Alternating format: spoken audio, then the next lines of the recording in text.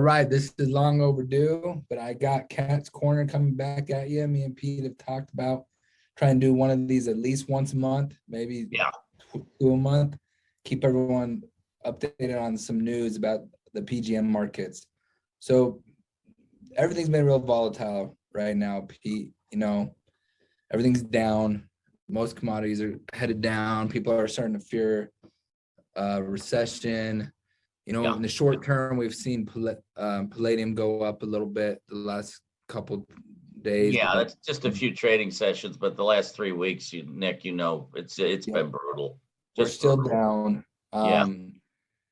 What confuses a lot of, even including myself, is like, where is this material coming from mainly? Like, I see the scrap catalytic converter side, but where are these PGMs coming from? Where are people sourcing the material? Well, it's a great question, and what the important thing for our scrappers to understand is that really there's only two major sources.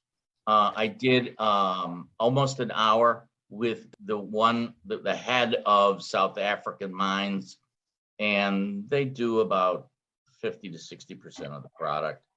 The other 40% roughly, it's coming out of Russia.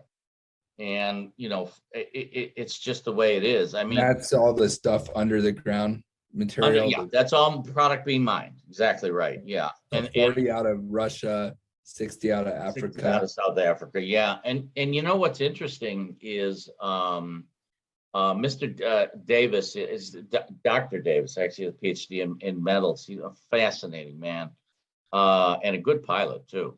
But he told me, he said point blank, he goes, look, the yield on the mines that we're now tapping into, in other words, they've been on the same veins for 104 years. Think about that. Okay.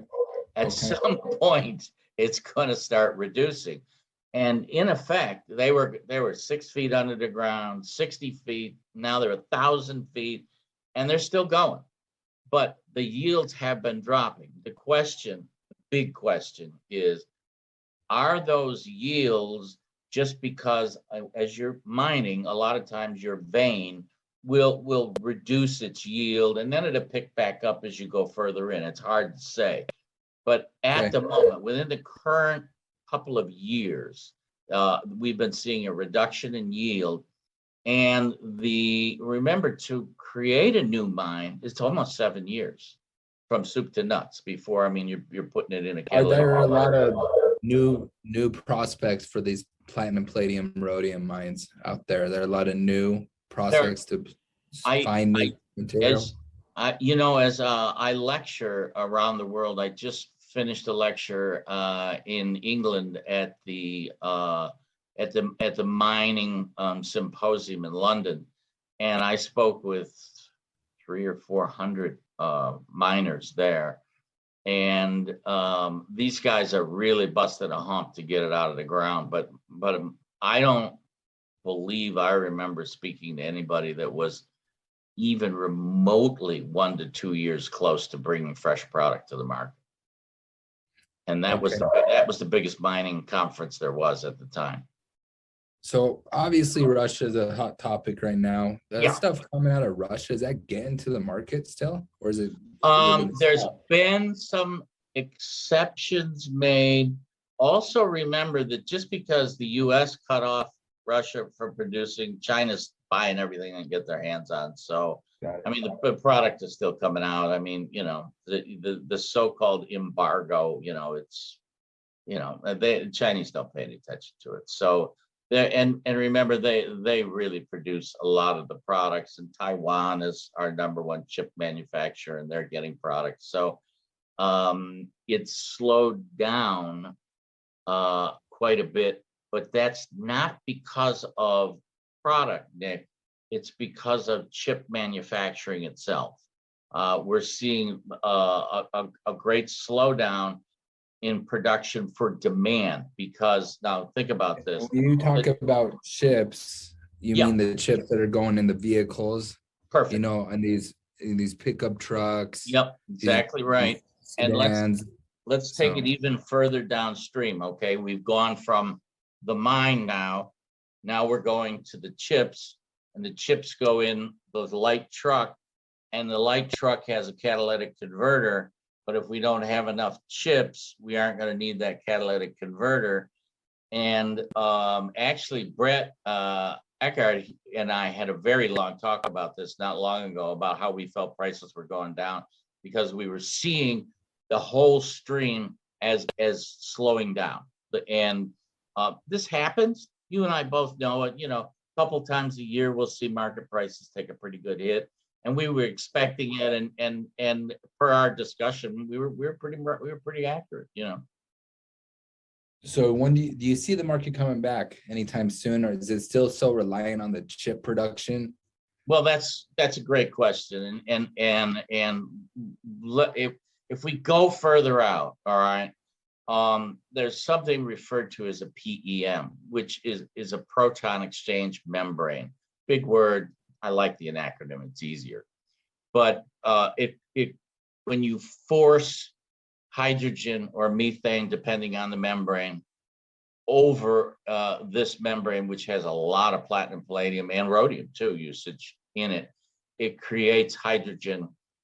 The EU is going to hydrogen in a big way. 2023, we're going to see a big push into that, and we're going to see demand for platinum, palladium jump up again. So realistically, 4 or 5 months, I think what's going to happen is if I'm your COO and I'm planning your consumption of precious metals, and you contact me to buy metals for you, which I'll do, I'll start consuming 50-ounce, 100-ounce bars of platinum, palladium for you, and I would start going out probably for June of next year and buying all of December I could get my hands on, because I think demand is going to be that big.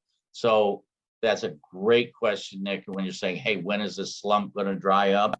It might be for a few months before we start to see a pickup in demand, and when we do, it's going to be bigger than it was before. Very interesting. So you think the hydrogen cars are going to be a big driver in the demand going forward? I really do. I was fortunate enough to be at Cambridge University with some of the inorganic chemists there, and we sat down to a really great dinner, and that's all the discussion was hydrogen, and everybody's really looking forward to these new hydrogen cells coming in, because they're 100% non-polluting. Then they're really starting to get some horsepower out of them. Initially, when they started building them, you know, they were just getting, you know, a few megawatts out of the engine, a few horsepower out of the engine. And now they're really starting to get some high horsepower out of these engines that are being driven with hydrogen. Who's making these hydrogen cars? I'll tell you, Mercedes-Benz is real big into it. MB has always been a leader in research, a great company, smart people there. I talk to them maybe once a week, and so I would say we're going to see probably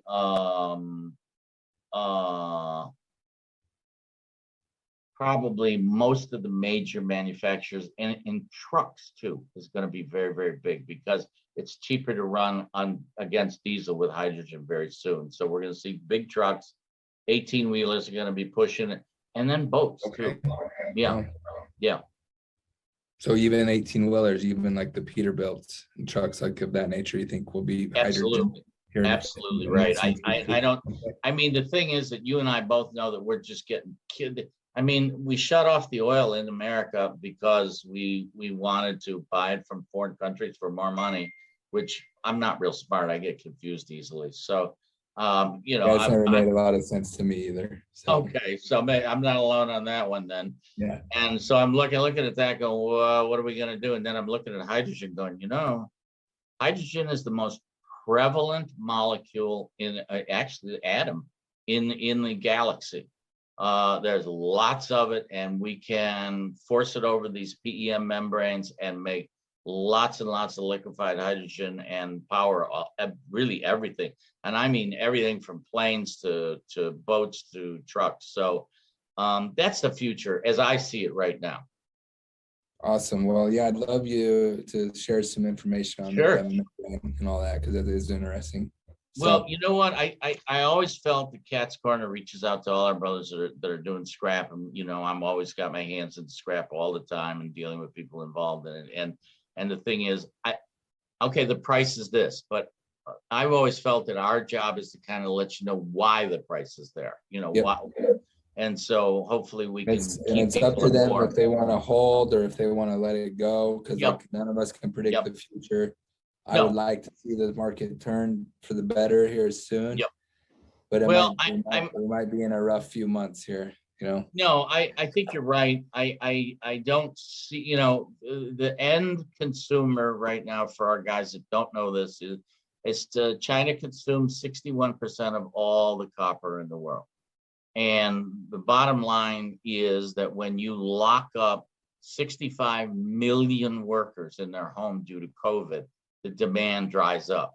And the question now is how soon before they literally took out these giant trucks and bleached all the streets and sidewalks in Singapore. And now the question is, when are they going to let everybody out? And we really don't know. But if they decide, okay, it's good, we're going to let everybody out, COVID tests are now at a base 0, then I think what happened is very quickly, within 15 to 30 days, we're going to see a pickup because they're going to start building.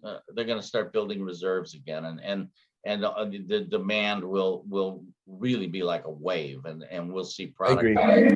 Yeah, I agree. Hopefully it's sooner than later, but once that all gets officially all the way open back up, I think we see some real heavy swings in the market. It's gonna be interesting. well, I'm with you 100%. I mean, at $5, I was palms out.